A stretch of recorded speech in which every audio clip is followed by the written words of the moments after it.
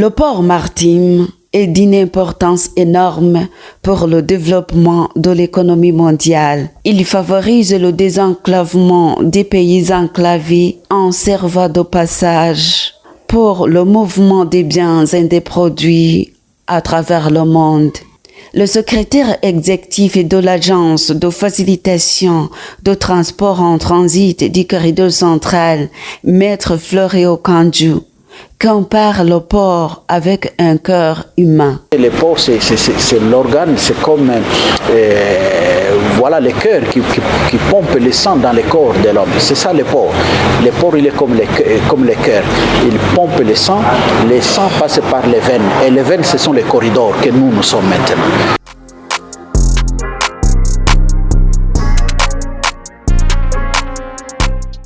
L'Agence de facilitation du transport en transit du corridor central a pour mission de faciliter le transport des marchandises depuis le port de Dar es Salaam jusqu'aux pays membres enclavés ou depuis les pays membres enclavés jusqu'au port de Dar es Salaam. Deoni Bibuka, administrateur directeur gérant de la société International Freight Logistics, fait savoir que le corridor central est à la disposition des États pour la mise en place des projets de développement dans ces pays membres.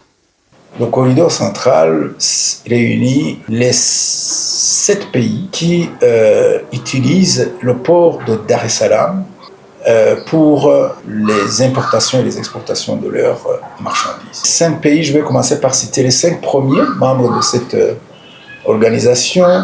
C'est la Tanzanie évidemment, c'est l'Ouganda, c'est le Congo, la République démocratique du Congo, je vais dire, le Rwanda et le Burundi. Depuis l'année 2024, se sont joints 2 autres pays utilisateurs de ce port, c'est la Zambie et le Malawi.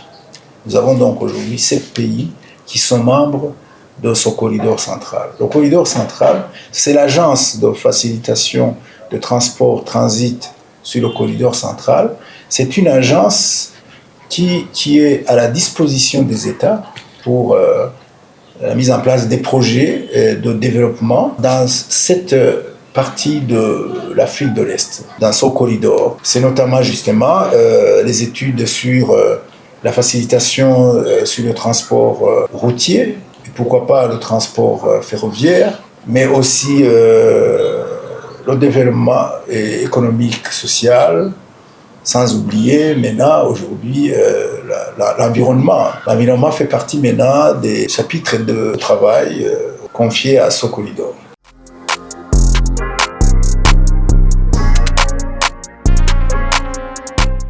Le port maritime de Dar es Salaam, installé sur l'océan Indien, offre une variété de services aux opérateurs économiques internationaux, entre autres le pilotage des navires, l'accostage des navires, l'arrimage et la manutention à quai des marchandises.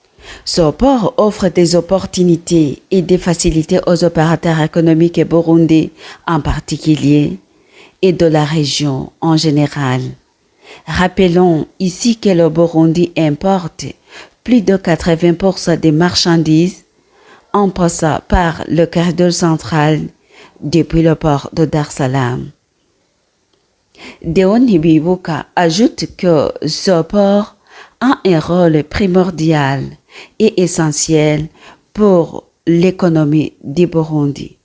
Si on vous pose la question de savoir quel est le port du Burundi, il ne faut pas penser au port du lac Tanganyika, c'est le port de Dar es Salaam.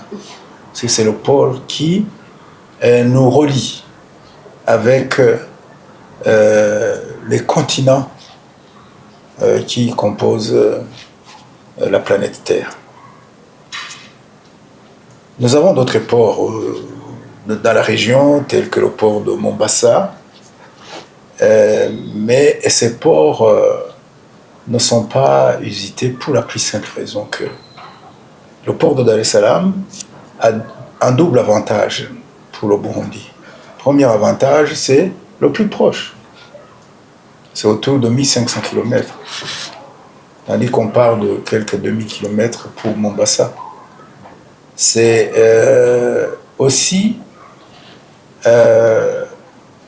entre Dar es Salaam et Bujumbura, il n'y a qu'une seule frontière. Nous faisons frontière avec la Tanzanie. Tandis que pour le port de Mombasa, pour ne citer que celui-là, nous avons, je crois si je ne me trompe, 3 frontières à traverser entre Mombasa et Bujumbura. Nous avons la frontière du Rwanda, nous avons la frontière avec l'Ouganda et puis la frontière entre l'Ouganda et le Kenya. Qui dit traversée de frontières dit paiement des coûts. Il y a un coût de transit à chaque passage. Donc le port de Dar es Salaam, je dirais que c'est la voie naturelle, la circulation des marchandises entre notre pays, le Burundi, et le reste du monde.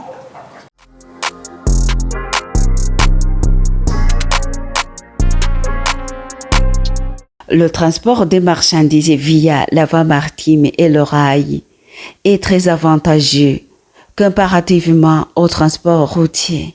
La sortie et l'entrée des marchandises de et vers Burundi dans le passé se faisait par le port de Kigoma.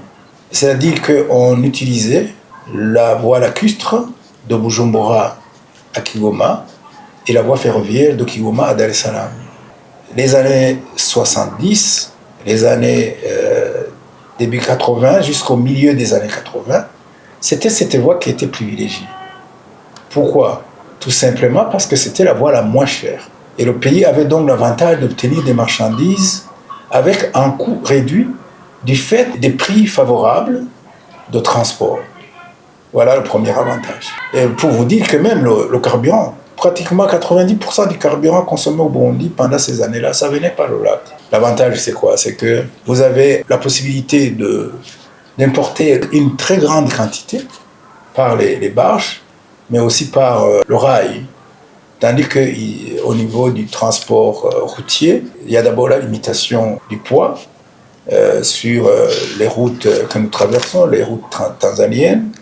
Vous ne pouvez pas aller au-delà, si je ne me trompe pas, au-delà de 27 tonnes, la tare comprise, autour de 21-22 tonnes par camion complet. Tandis que par la voie lacustre et ferroviaire, vous pouviez transporter même 100 tonnes, 200 tonnes à la fois, d'où les coûts très réduits. Voilà, donc premier avantage d'utiliser cette voie, c'est nous recevons ou nous expédions nos marchandises à un coût réduit.